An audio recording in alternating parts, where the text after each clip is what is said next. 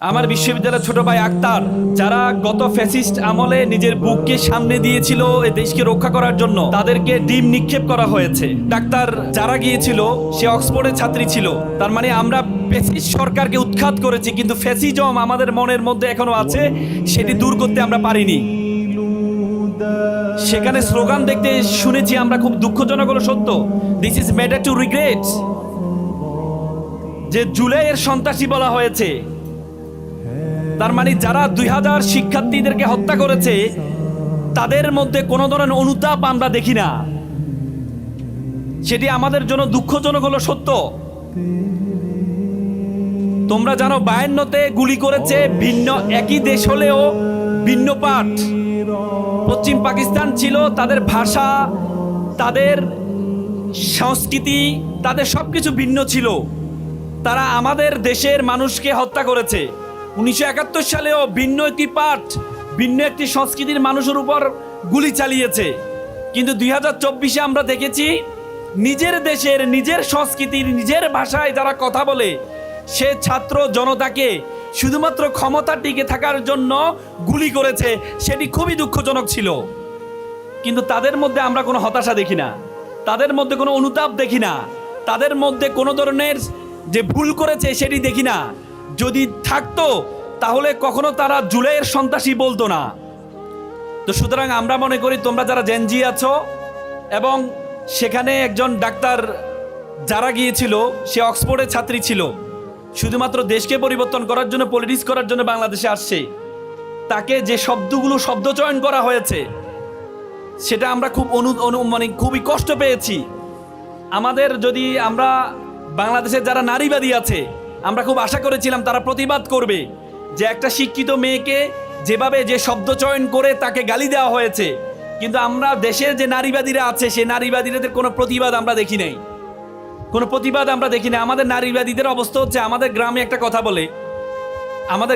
কথা বলে, বলে যে হচ্ছে আমার জামাইটা ভালো আমার মেয়ের কথা শুনে, আমার ছেলে খারাপ তার বউয়ের কথা শুনে।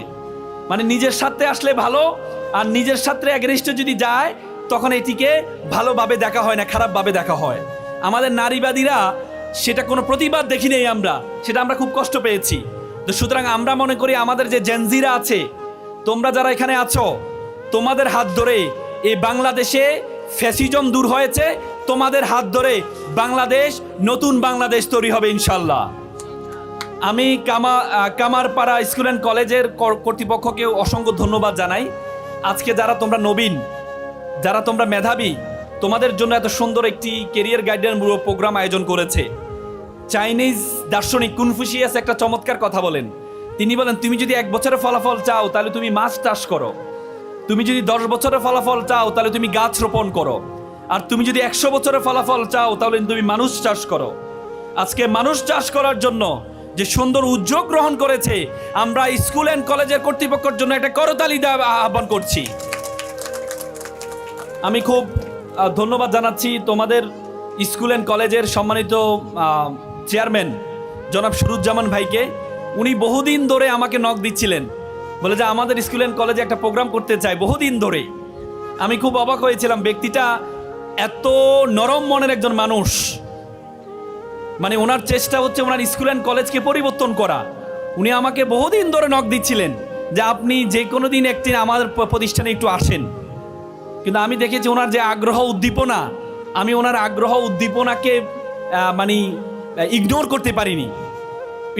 আমি ওনার জন্য যদি বলতে হয়, ছোটবেলা একটা কবিতা পড়েছিলাম যে তুমি চেয়েছিলে জানতে কেন এত ভালো লাগে তোমাকে। আমি বহুবার উত্তর খুঁজেছি, ওনাকে কেন ভালো লাগে তার উত্তর আমি এখনো পর্যন্ত খুঁজে পাইনি। তোমরা পেয়েছো কিনা? ভাইয়ের জন্য এটা করতালি হবে না? আমি আজকে তোমরা যারা এখানে আছো, নবীন যারা আছো, স্কুল জীবন শেষ করেছো, তোমরা কলেজ জীবনে আসছো।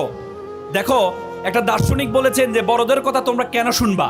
বলা হয় যে বড়দের কথা তোমরা এই জন্য শুনবা কারণ বড়রা তোমাদের বয়সটা পার হয়ে গিয়েছে, তারা জানে তারা কি ভুল করেছে, তারা জানে তারা কি ভালো কাজ করেছে, এই জন্য বড়দের কথা শুনতে হয়। সে বড় ভাই হিসেবে তোমাদেরকে আমি কিছু কথা বলবো। দেখো, you must mind it, this is the beginning. You must mind it, this is the very very beginning of your life. তোমাদের জীবন মাত্র শুরু হয়েছে। তোমরা স্কুল শেষ করেছো, কলেজে আসছো, মনে রাখবাই this is a very essential time of your life, very crucial time of your life. এখন তোমরা বলতে পারো যে ভাইয়া খুব গুরুত্বপূর্ণ সময়, এটা খুব গুরুত্বপূর্ণ সময়, এই শব্দটা বহুবার শুনেছি জীবনে। যখন ক্লাস 5-এ পড়ি, 5 বছর শেষ করে যখন পিএসসিতে আসছি, তখন মা বলেছে খুব গুরুত্বপূর্ণ পরীক্ষা তোমার জীবনে। মার কথা বিশ্বাস করে খুব গুরুত্ব সহকারে পরীক্ষাটা দিয়েছিলাম। সেই সময় A+ পেয়েছিলাম। A+ পাওয়ার পর ভাবলাম আর মনে হয় গুরুত্বপূর্ণ সময় নেই। 3 বছর যাওয়ার পর জেএসসি পরীক্ষা যখন আসলো, তখন মা বললো it's a very important time for your life, very important exam for your life. তারপরে মায়ের কথা বিশ্বাস করি জেএসসি পরীক্ষা দিয়েছিলাম, সেখানেও A+ পেয়েছিলাম। ভাবলাম এখানেই শেষ। 2 বছর যাওয়ার না যাইতে মা বলল, বাবা মা তোমার এসএসসি পরীক্ষা is a very important exam for your life. তারপরে হতাশ হয়ে বিশ্বাস করলাম মায়ের কথা, শিক্ষকের কথা, এটা ইম্পর্টেন্ট সময়, মেনে নিয়ে এসএসসি পরীক্ষা দিলাম, A+ও পেলাম। এখন নবীন ভাবলাম কলেজে আসছি, মুক্ত স্বাধীনতা, চরম স্বাধীনতা, চলবো মুক্ত বিহঙ্গে চলবো। কিন্তু এখনই এসে আপনি বললেন this is a very important time for your life. এখন কি আর বিশ্বাসযোগ্য মনে হয় কথাগুলো? কিন্তু এটাই বাস্তবতা। পিএসসির জন্য তুমি 5 বছর সময় পেয়েছো, জেএসসির জন্য তুমি 3 বছর সময় পেয়েছো, এসএসসির জন্য তুমি 2 বছর সময় পেয়েছো, ইন্টারের জন্য তুমি মাত্র 1.5 বছর সময় পাবা। ইন্টার পাস করার পরে বিশ্ববিদ্যালয় ভর্তি পরীক্ষার জন্য তুমি মাত্র 4 মাস সময় পাবা। তার মানে তোমার সময় যত কমবে, তোমার সময়ের গুরুত্ব, তোমার পরীক্ষার গুরুত্ব তত বেশি বাড়বে। তোমরা যারা এসএসসি পরীক্ষায় A+ পেয়েছো, তোমরা যদি ইন্টারের একটা সমীকরণে দেখা গিয়েছে যারা এসএসসি পরীক্ষায় A+ পায়, তাদের 50% ইন্টারে গিয়ে A+ পায় না। এবং যারা এসএসসি পরীক্ষায় A+ পায়নি, তোমাদের মধ্যে অনেকেই, তারা শুধুমাত্র তাদের চেষ্টার কারণে ইন্টারে গিয়ে তারা A+ পাবে। তো সুতরাং এই যে সময়টা তোমাদের জন্য, এই সময়টা তোমাদের জীবনের জন্য সবচেয়ে গুরুত্বপূর্ণ সময়। তোমার ইন্টারের পরে, ইন্টার পাস করার পরে তুমি যখন বিশ্ববিদ্যালয়ে ভর্তি হবা, দেখবা তোমার বিশ্ববিদ্যালয়ে একজন শিক্ষার্থী, তোমার বন্ধু যে তোমার পাশে বসে আছে, তার চেয়ে তোমার পার্থক্য হয়ে যাবে ডাবল থেকে ট্রিপল, প্রচুর পার্থক্য হয়ে যাবে। আমি একটা এক্সাম্পল দিই তোমাদেরকে। একবার একটা শিক্ষক, একটা ব্যাংকের একজন দারোয়ান, সে ম্যানেজারকে বলে, স্যার আপনিও 9টা থেকে 5টা পর্যন্ত সময় দেন, আর আমি সময় দিই সকাল 8টা থেকে সন্ধ্যা 7টা পর্যন্ত। আমার বেতন হচ্ছে মাত্র 5,000 টাকা, কিন্তু আপনাদের একজন কর্মচারীর বেতন যে আমার চেয়ে কম সময় দেয়, তার বেতন 30,000 টাকা কেন? এটা কি এটা বৈষম্য না? বৈষম্যহীন সমাজে এই বৈষম্য তো ঠিক না স্যার। তখন তিনি তাকে বোঝানোর জন্য বলল যে এক কাজ করো, তুমি উত্তরা থেকে যাত্রাবাড়ি যাবা, এখানে আমাদের একটা ফার্ম আছে, গরুর ফার্ম আছে, সে গরুর ফার্মে তুমি দেখে আসবা কয়টা গরু আছে। তাকে বললো এটা, পরবর্তীতে যিনি অফিসারকে বললো তুমিও গিয়ে দেখে আসো কয়টা গরু আছে। তো পরবর্তীতে যে কেয়ারটেকার দারোয়ান, উনি দেখে আসছেন যে গরু হচ্ছে 25টা আছে। উনি খুব দ্রুত গেলেন, দৌড়াই গেলেন, ওই যে অফিসারের আগে চলে আসলেন, এসে বললেন, স্যার গরু কয়টা? গরু তো 25টা আছে। আচ্ছা ঠিক আছে, গরু 25টা, আচ্ছা গরু 25টার মধ্যে সাদা কয়টা, লাল কয়টা? সে স্যার এটা তো জানি না। স্যার ঠিক আছে, তাহলে আমি একটু জেনে আসি। আবার সে গেল, যাত্রাবাড়ি গেল, গিয়ে আবার জেনে এসে বলে, স্যার সাদা হচ্ছে 10টা আর 15টা হচ্ছে লাল। বললো যে সেখানে অসুস্থ কয়টা, সুস্থ কয়টা? বলে স্যার সেটা তো দেখি নেই। তখন বলে স্যার ঠিক আছে, আমি আবার একটু যাই। আবার সে গেল, গিয়ে দেখলো যে অসুস্থ হচ্ছে 15টা আর সুস্থ হচ্ছে 10টা। এসে বলে, স্যার অসুস্থ হলো 10টা, সুস্থ হচ্ছে 15টা। এ করতে করতে তার সারাদিন শেষ। আর অফিসারকে ডাকলো, তখন তার দিন শেষ হওয়ার অফিসারকে ডাকলো, এই আসো। বলে তুমি কয়টা গিয়েছে? বলে স্যার আমি 9টা গিয়েছিলাম, 10টা আবার ফেরত আসছি। বলছে গরু কয়টা? বল গরুতে হচ্ছে 25টা। সাদা কয়টা? সাদা 15টা। লাল কয়টা? 10টা। সুস্থ কয়টা? এতটা সুস্থ, এতটা অসুস্থ। তখন দারোয়ানকে বললো, দেখো তোমাকে আমি পাঠিয়েছিলাম, তুমি সারাদিন সময় ব্যয় করলা এবং আমার ভাড়া নষ্ট করলা। আর অফিসারকে পাঠিয়েছিলাম, তিনি মাত্র 1 ঘন্টায় যে তথ্য নিয়ে আসলেন, তুমি সারাদিনে সে তথ্যটা তুমি নিয়ে আসতে পারলে না। এজন্য আমি ওনাকে এত বেতন দিই আর তোমাকে তার 1/3 বেতন দিই। তার মানে শিক্ষার যে গুরুত্ব, নলেজের যে গুরুত্ব, তোমার আজকে যে বন্ধুরা তোমার সাথে বসে আছে, আগামী 5 বছর পর তোমার আর তার যে পার্থক্য তৈরি হবে, সে পার্থক্যটার আকাশ পাতাল পার্থক্য তৈরি হবে। সেটা শুধুমাত্র শিক্ষার কারণে, শুধুমাত্র শিক্ষার কারণে। আজকে তোমাদেরকে দেখো, তোমরা পড়াশোনা না করলে তোমাদেরকে মা বাবা বলে, শিক্ষক বলে, এ গাধা শিক্ষার্থীটা আমাদের কাছে কোথা থেকে আসলো, বলে না? গাধা। আচ্ছা বলো তো, গাধা ইংরেজি কি বলো তো? গাধা ইংরেজি কি, কে বলতে পারবা? গাধা ইংরেজি কি বলো? গাধা ইংরেজি কি বলো? এস। গুড। এস ফর গাধা। এস বানান কিভাবে বলো তো? এ ডাবল এস। আচ্ছা, এস মানে গাধা, এস এর সাথে তুমি যদি ই টি যোগ করো, ই এবং টি, তাহলে কি হবে বলো তো? অ্যাসেট। অ্যাসেট মানে কি? অ্যাসেট মানে কি? সম্পদ। E for education, T for transparency. তুমি যদি এসের সাথে এডুকেশন এবং ট্রান্সপারেন্সি যোগ করো, তাহলে এসটা অ্যাসেটে পরিণত হবে, সম্পদে পরিণত হবে। তার মানে তোমরা যারা আজকে গাধা, তোমাদের সেই গাধা থেকে উত্তোলন করার জন্য তোমাকে ই এবং টি, এডুকেশন এবং ট্রান্সপারেন্সি ইজ ভেরি ইম্পর্টেন্ট। দেখো, আমাদের বাংলাদেশে কোনো ডাক্তারের অভাব নেই, আমাদের বাংলাদেশে কোনো ইঞ্জিনিয়ারের অভাব নেই, আমাদের বাংলাদেশে কোনো আইনজীবীর অভাব নেই। শিক্ষার্থীরা, আমি তোমাদেরকে যেটি বলছিলাম, তোমরা যখন মা বাবা, তোমরা যখন একটু গাদামি করো, তোমাদেরকে এস বলা হয়। এস মানে গাদা, এস এর সাথে তুমি যদি ইটি যোগ করো, E for education, T for transparency, তাহলে এসটা অ্যাসেটে পরিণত হবে, সম্পদে পরিণত হবে। দেখো, আমাদের দেশে কোনো ডাক্তারের অভাব নেই, আমাদের দেশে কোনো ইঞ্জিনিয়ারের অভাব নেই, আমাদের দেশে কোনো রাজনীতিবিদের অভাব নেই। আমাদের দেশে অভাব হচ্ছে মোরালিটি সম্পূর্ণ ডাক্তারের, মোরালিটি সম্পূর্ণ ইঞ্জিনিয়ারের, মোরালিটি সম্পূর্ণ আইনজীবীর। তোমরা দেখো 2016 সালে একটা পত্রিকায় একটা রিপোর্ট আসে, জয়পুরহাটের ভ্যান গাড়ির চালকের ছেলে আকাশ, ভ্যান গাড়ির চালকের ছেলে আকাশ বুয়েটে চান্স পেয়েছে। বড় করে প্রথম আলোতে বড় করে একটা নিউজ আসছে, আকাশের বাবাকে গর্বিত পিতা বলা হয়েছে, যে গর্বিত পিতার গর্বিত সন্তান ভ্যান চালকের ছেলে বুয়েটে চান্স পেয়েছে। তার 2 বছর পরে যে আকাশ বুয়েটে চান্স পেয়েছে, প্রত্যেকটা পত্রিকায় তার বাবাকে গর্বিত পিতা বলা হয়েছে।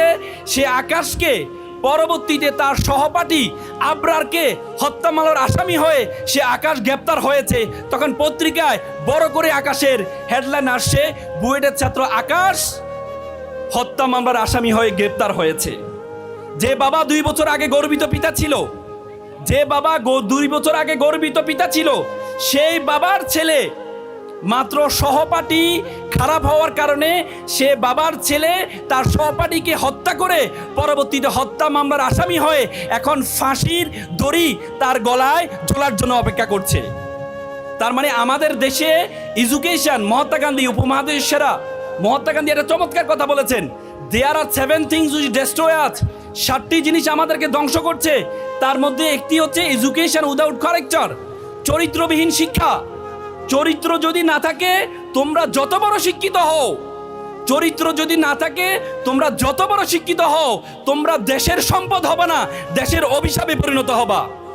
আজকে এখানে অনেক মিডিয়া আছেন, আজকে দুঃখজনক হলো সত্য, আজকে দেখা গিয়েছে বাংলাদেশের যে প্রাথমিক স্কুলগুলো তো আছে, সেই স্কুলগুলোতে 65,000 গানের শিক্ষক নিয়োগ দেওয়া হচ্ছে, কিন্তু বাংলাদেশের আপময় জনতা এবং যারা আলেম সমাজ ছিলেন, তারা বহুদিন ধরে 15-16 বছর ফ্যাসিস্ট সরকার যেভাবে ধর্মকে ঐচ্ছিক করা হয়েছে, তাদের আহ্বান ছিল যে প্রাথমিক পর্যায়ে যে স্কুলগুলো আছে সেই স্কুলে ধর্মীয় শিক্ষা, একজন ধর্মীয় শিক্ষক যে কোনো হোয়াট এভার রিলিজিয়ন, যে কোনো একটা ধর্মের, প্রত্যেকটা ধর্মের শিক্ষক নিয়োগ দেওয়ার জন্য আহ্বান করেছে।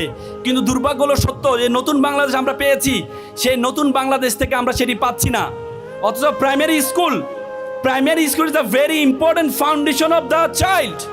It's a very initial stage of the child. একটা গাছ, তুমি যদি একটা গাছ যখন ছোট থাকে, তুমি যদি গাছকে বাঁকা রোপণ করো, এই গাছটা 5 বছর পরে এই গাছটা যখন তোমার ঘরের ভিতরে ঢুকতে যাইবে, তখন তুমি যদি পুরো গ্রামকে নিয়ে আসো গাছকে সোজা করার জন্য, তুমি চাইলে কি সোজা করতে পারবে? তুমি চাইলে সোজা করতে পারবে না, কারণ গাছটা যখন রোপণ করা হয়েছে তখন বাঁকা রোপণ করা হয়েছে। তেমনি প্রাইমারি স্কুলে যদি ধর্মীয় শিক্ষা না দেওয়া হয়, যদি ধর্মীয় শিক্ষা না দেওয়া হয়, তাহলে শিক্ষা ব্যবস্থা দিয়ে এমন শিক্ষার্থী তৈরি হবে, যেটা আমরা ঐশীকে দেখেছি তার বাবা মাকে হত্যা করে এখন জেল খাচ্ছে। পুলিশের কর্মকর্তার মেয়ে ছিল ঐশী, তার বাবা মাকে হত্যা করেছে, এখন জেল খাচ্ছে। কিছুদিন আগে একটা মেয়ে স্কুল থেকে ইংলিশ মিডিয়াম থেকে পড়া, তার আমাদের কোর্টে আমরা দেখেছি বাবা মায়ের বিরুদ্ধে মামলা করতে আসছেন। সেটি একটি মাত্র কারণ, সেটি হচ্ছে ধর্মীয় শিক্ষা না দেওয়ার কারণে হয়েছে। স্টিমলি হিল ইংল্যান্ডের শিক্ষা কমিশনের চেয়ারম্যান ছিলেন। স্টিমলি হিল ইংল্যান্ডের শিক্ষা ব্যবস্থা 40 বছর কোনো ধর্ম ছিল না। একদিন স্টিমলি হিল চিৎকার করে বলছিলেন, if you teach your children 3 years, তুমি যদি তোমার সন্তানকে 3টি ইয়ার শিক্ষা দাও, রিডিং, রাইটিং, ম্যাথমেটিক, তুমি যদি তোমার সন্তানকে 4র্থ আর্টিক শিক্ষা দিতে ভুলে যাও, দ্যাট ইজ দ্য রিলিজিয়ন, তাহলে তুমি তোমার সন্তান থেকে 5ম আর্টি পাবা, রেস্কিলিটি, বর্বরতা, বর্বরতা, বর্বরতা। তো সুতরাং ধর্ম ইজ এ ভেরি ইম্পর্টেন্ট। আজকে সেই ইংল্যান্ডের একটি রাজ্য আয়ারল্যান্ড, যুক্তরাজ্যের একটি রাষ্ট্র। যুক্তরাজ্য 4টি রাষ্ট্র নিয়ে গঠিত হয়, তার মধ্যে একটি হচ্ছে আয়ারল্যান্ড। সে আয়ারল্যান্ডের প্রাথমিক পর্যায়ে যে স্কুলগুলো আছে, 90% স্কুল পরিচালিত হয় সেখানে যে ক্যাথলিক চার্চ আছে তাদের মাধ্যমে পরিচালিত হয়। এবং তারা যখন শিক্ষক নিয়োগ দেয়, তখন শিক্ষকের জন্য certificate of religious study, CRS, একটা সার্টিফিকেট অর্জন করে স্কুলে টিচার হওয়ার জন্য যোগ্য হইতে হয়। সে আয়ারল্যান্ড যদি প্রাথমিক পর্যায়ে ধর্মীয় শিক্ষাকে এমফাসাইজ করতে পারে, পৃথিবীর সবচেয়ে সুখী রাষ্ট্র হচ্ছে ফিনল্যান্ড। পৃথিবীর সবচেয়ে সুখী রাষ্ট্র বলা হয় ফিনল্যান্ডকে। সে ফিনল্যান্ডে বাধ্যতামূলক করেছে, যদি কোনো একটা ক্লাসে ন্যূনতম 3 জন কোনো ধর্মের শিক্ষার্থী থাকে, তাহলে তার জন্য শিক্ষক নিয়োগ দেওয়া বাধ্যতামূলক করেছে। তো সুতরাং আমরা সবসময় আধুনিকতার দিকে তাকাই, চাইলে এই আধুনিকতা থেকে আমরা পিছনে আসবো কেন? এজন্য এই অন্তর্ভুক্তি সরকার আমরা উদাত্ত আহ্বান জানাবো। আমি নিজেও এই ছাত্রদের পক্ষে আইনি সহযোগিতা গিয়ে ডিবি হারুন আমাকে গ্রেপ্তার করেছিল। তখন আমি একটা আইনজীবী হওয়া সত্ত্বেও এই নতুন বাংলাদেশের জন্য আমাদের স্যাক্রিফাইসের অভাব নেই। আজকে এখানে সভাপতি আছেন, ওনারা যে রক্ত দিয়েছেন, ওনাদের দল সহ প্রত্যেকটি ফেসিবাদ ইজমের বিরুদ্ধে তোমরা জেনজিরা সহ যেভাবে রক্ত দিয়েছে নতুন বাংলাদেশে, আমরা এই অন্তর্বর্তী সরকারের কাছে আহ্বান জানাবো, যাতে প্রাথমিক পর্যায়ে যে 65,000 সঙ্গীত শিক্ষক দিচ্ছেন, 65,000 রিলিজিয়াস শিক্ষক, ধর্মীয় শিক্ষক নিয়োগ যেন দেয়া হয়, সে আহ্বান আমরা জানাচ্ছি।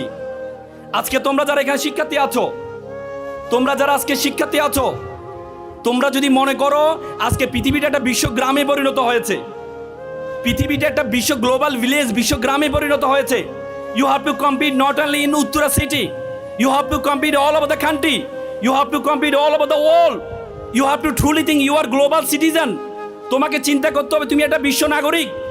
তোমাকে বিশ্ব নাগরিকে তুমি যদি মনে করো এই উত্তরার এই জায়গায় তুমি কম্পিটিশন করবা, তাহলে তুমি ভুল করবা।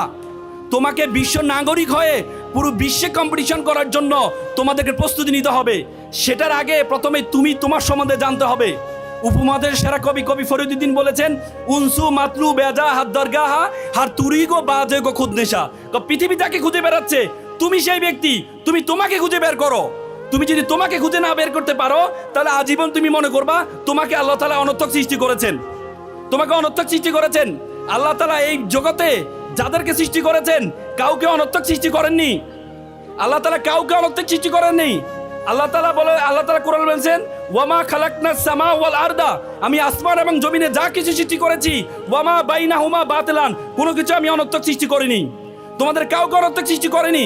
এখানে অনেক অভিভাবক আছেন, আপনি মনে করেন আপনার সন্তান প্রত্যেকটা জিনিসে ফার্স্ট হইতে হবে, খেলায় ফার্স্ট হইতে হবে, পড়াশোনা ফার্স্ট হইতে হবে, সব কিছুতে ফার্স্ট হইতে হবে। আপনার সন্তান সব কিছুতে ফার্স্ট হবে না। আপনার সন্তান সব কিছু ফার্স্ট হবে না। আপনার সন্তানের মধ্যে একটা প্রতিভা আছে, সে প্রতিভাটা বের করার দায়িত্ব হচ্ছে আপনার। একবার বনের রাজা সিংহ একটা প্রতিযোগিতা আয়োজন করেছে, বাচ্চাদেরকে নিয়ে, শিশুদেরকে নিয়ে একটা প্রতিযোগিতা আয়োজন করেছে।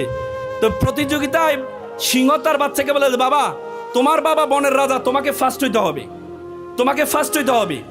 তখন প্রথম প্রতিযোগিতা হচ্ছে সাঁতার প্রতিযোগিতা। দেখা গেল সাঁতার প্রতিযোগিতায় সিংহর ছেলেকে পিছনে পেলে, বাঘের ছেলেকে পিছনে পেলে, হাতির ছেলেকে পিছনে পেলে, কুমিরের ছেলে ফার্স্ট হয়েছে, সিংহর ছেলে সবচেয়ে লাস্ট হয়েছে। সিংহ তো মেজাজ খারাপ যে তোমাকে আমি বানালাম কিসের জন্য, তো তুমি ফার্স্ট হবা, তোমার বাবা বনের রাজা আর তুমি সবার লাস্ট হলে। পরবর্তীতে আরেকটা প্রতিযোগিতা আয়োজন করছে, উড়ার প্রতিযোগিতা। বলেছে, বাবা, এবার যদি তুমি ফার্স্ট না হও, তাহলে আমি তোমাকে ত্যায্য করে দিব, তোমার মতো সন্তান আমার আর লাগবে না। পরবর্তীতে দেখা গেল উড়ার প্রতিযোগিতা বাঘের ছেলেকে পিছনে ফেলে, সিংহর ছেলেকে পিছনে ফেলে বানরের ছেলে ফার্স্ট হয়েছে। সিংহ তো মেজাজ খারাপ, সিংহ পরে তাকে ত্যায্য করে দেয়, তোমার মতো সন্তান আমার আর দরকার নেই। তো সুতরাং আপনি যদি মনে করেন আপনার সন্তান প্রত্যেকটা দিনে ফার্স্ট হবে, আপনার সন্তান প্রত্যেকটা দিনে ফার্স্ট হবে না। আপনার সন্তান যে সুপ্ত প্রতিভা আছে, আল্লাহ তাআলা প্রত্যেকটা মানুষকে একটা স্ট্রেংথ দিয়েছে, আবার প্রত্যেকটা মানুষকে একটা উইকনেস দিয়েছে। তোমরা যারা এখানে শিক্ষার্থী আছো, তোমাদের স্বপ্ন হইতে হবে অনেক বড়, তোমরা স্বপ্ন দেখবে অনেক বড়। তুমি যদি স্বপ্ন যদি ছোট দেখো, মনে রাখবা মানুষ তার স্বপ্নের আয়তন যত বড়, মানুষ তত বড়। একবার একটা দেখা গেল, তোমরা দেখেছো তোমাদের মধ্যে একটা পিছু টান আছে। তোমরা যারা শিক্ষার্থী আছো, তোমরা মনে করো তোমরা কামারপাড়া একটা স্কুলে পড়ো, তোমার যারা কি বাংলাদেশকে নেতৃত্ব দেওয়া সম্ভব, একটা চিন্তা ভাবনা এই সমাজ তোমার মাথার মধ্যে চিন্তা ভাবনা ঢুকিয়ে দিয়েছে। আমি একটা এক্সাম্পল দিই। একবার একটা ঈগলের ডিম একটা লোক চুরি করে নিয়ে যায়। চুরি করে নিয়ে ঈগলের ডিমটা কি করলো, সে ঈগলের ডিমটা নিয়ে রেখেছে হচ্ছে একটা এর মধ্যে রেখেছে, মুরগির খোয়ারের মধ্যে রেখেছে। তো মুরগির খোয়ারের মধ্যে রাখার পরে ঈগলের ডিমটা, এখন ঈগল মুরগি তাকে তা দিয়ে পরবর্তীতে মুরগি হয়েছে। এখন চিন্তা করো, মুরগি তা দিয়েছে, এই জন্য কি হয়েছে, মুরগি হয়েছে।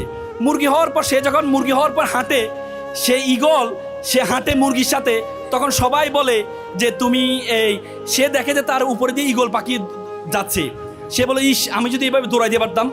তার খুব স্বপ্ন সে যদি এভাবে দৌড়াই দিয়ে পারতো। পরবর্তীতে মুরগির বাচ্চারা বলে দেখো দৌড়ানি আমাদের কাজ না, আমাদের কাজ হাঁটা। সে হাঁটে, সে শুধু হাঁটতে থাকে। এক পর্যায়ে সে হাঁটতে হাঁটতে একবার একটা ঈগলের ঈগলের কাছে চলে যায়। তখন ঈগলের বাচ্চারা বলে যে বাবা, বলো যে এই তুমি উড়ছো না কেন? বলছে না উড়া তো আমার কাজ না। বলছে উড়া তোমার কাজ, উড়ো তুমি। তখন সেই ইন্সপিরেশন পেয়ে সে আস্তে আস্তে উড়া শুরু করে দেয়। তার মানে এতদিন মুরগি যারা ছিল তারা বলেছে তোমার কাজ উড়া না, সেজন্য উঠতে পারেনি। যখনই তাকে ইন্সপিরেশন দিয়েছে, সে ইন্সপিরেশন পেয়ে সে উড়া শুরু করেছে। সুতরাং তোমাদের মধ্যে একটা পিছু টান আছে। তোমরা দেখো বায়ুশাস্ত্রবিদ বলেন ভ্রমর, আমরা যে ভ্রমর দেখি, ভ্রমর যে ডানা, এই ডানা ওয়েট যতটুকু, তার বডির যে ওয়েট, সে ওয়েটের আলোকে সে উড়ার কথা না, কিন্তু সেই দিব্যি উড়ে বেড়ায়। কারণ সে জানে না তার এই যে ডানা থেকে তার শরীরের ওজনটা অনেক বেশি। এজন্য তোমরা কখনো তোমার পিছু ডানের দিকে তাকাবা না, তোমরা সবসময় সামনের দিকে তাকাবা। একবার একটা মাছওয়ালা, একটা ব্যক্তি দেখলেন তিনি মাছ ধরছেন, তিনি বড় বড় মাছগুলো ধরে ছেড়ে দিচ্ছেন, আর ছোট ছোট মাছগুলো কি করছেন, তার পাতিলে রাখছেন। তখন বলা হলো যে আচ্ছা আপনি যে বড় মাছগুলো,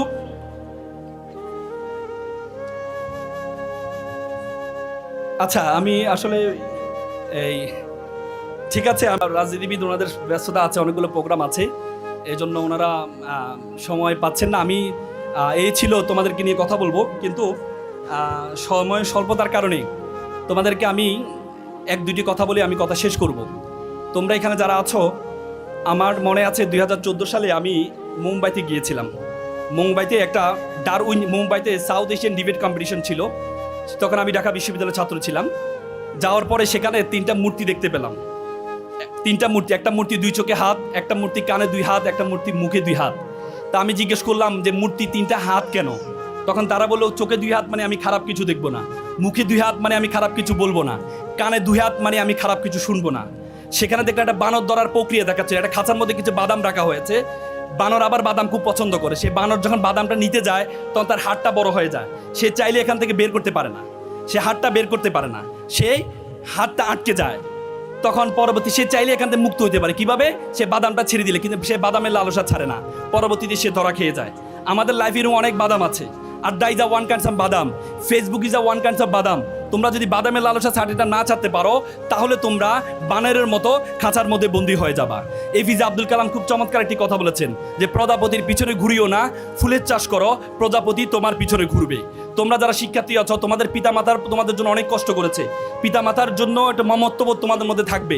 আজকে সমাজে বৃদ্ধাশ্রম বেড়ে যাচ্ছে, তার মূল কারণ হচ্ছে আমরা আমাদের সন্তানকে সেভাবে লালন পালন করতে পারছি না, এবং আমাদের সন্তানরা পিতামাতার প্রতি সে শ্রদ্ধাবোধটা নেই।